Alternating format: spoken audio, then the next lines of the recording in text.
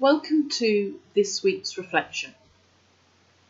Recently, I have been reading the Gospel of John, and I've been reading it as a book from the first chapter through to the end, which gives a nice overview of the ministry of Jesus, rather than taking it in small sections and focusing on particular verses.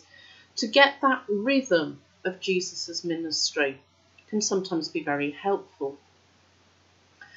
Now, I've read the Gospel of John a number of times before in a number of ways, but this time I was particularly struck by where the writer of John's Gospel positions the overthrowing of the tables in the temple. He puts it in chapter 2, immediately after the miracle at the wedding in Cana. So right at the beginning of Jesus' ministry.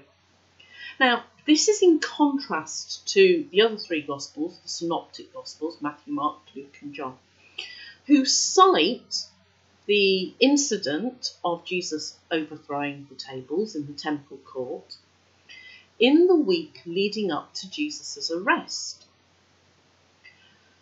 Now, the commentators agree that it probably was only one incident of Jesus getting frustrated, getting angry in the temple court and overthrowing these tables and driving out the money changers and the vendors. And they also believe that that probably occurred in that last week leading up to Jesus' arrest, and would have contributed because in this event, Jesus is challenging the authorities.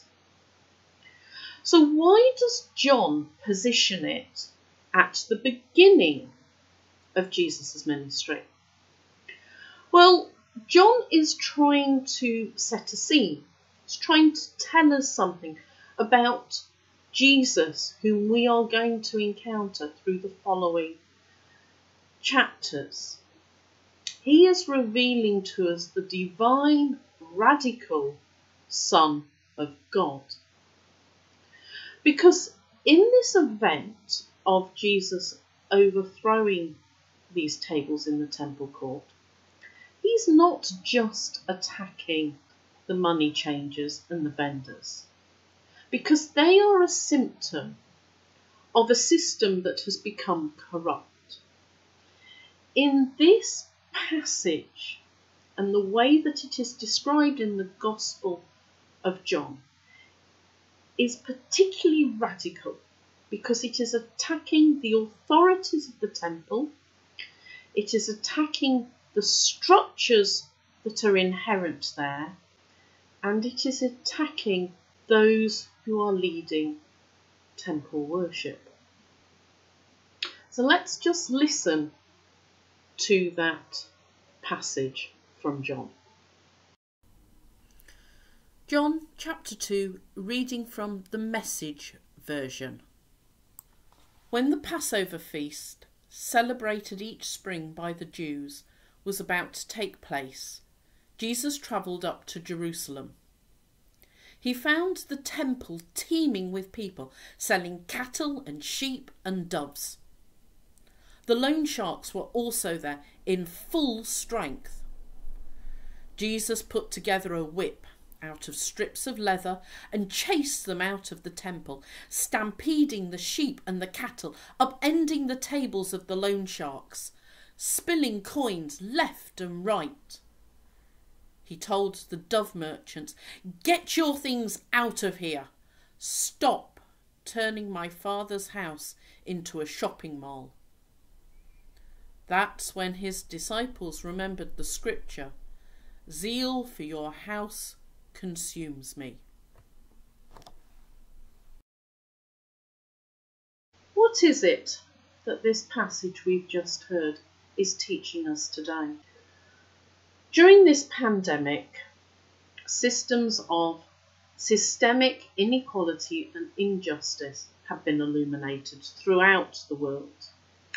Whether that has been seen in racial discrimination religious differences, gender, sexuality, poverty, education, and any other label that can be applied by one group of people to another group of people, which gives them power and authority over those people.